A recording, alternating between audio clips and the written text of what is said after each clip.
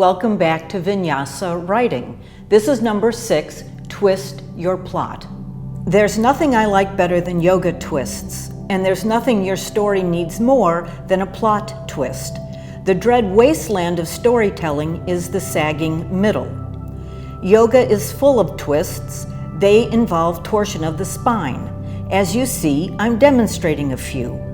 I think they feel really good. Every asana has a purpose.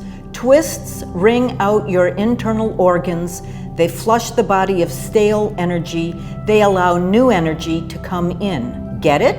You're midpoint in your story. Hopefully you've worked up to a great place. Now what? If you keep going in the same direction, you'll be working off energy that's now stale. You need to flush it out with a plot twist and infuse new energy into the story. It's impossible to give you a formula for how to create a plot twist. I can only give an example. Money for Nothing is the second book in my Shapeshifter series. It takes place in Orlando. By mid-story, I had worked up to a spectacular murder scene set in Universal Studios. Where to go from there?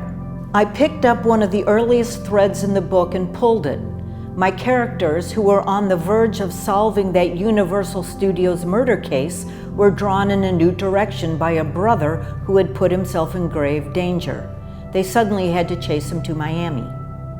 It then became my challenge to see if I could get these two divergent plot lines, the Universal Studios murder and the brother's problem, to converge in the end. Here's an old writing chestnut. If you're not surprised, your reader won't be either. In the prequel to my Shapeshifter series, The Alpha's Edge, the plot twist just happens. My heroine even says, "I did not see that coming," and then realizes that she should have. A good plot twist is unexpected, but has retrospective necessity.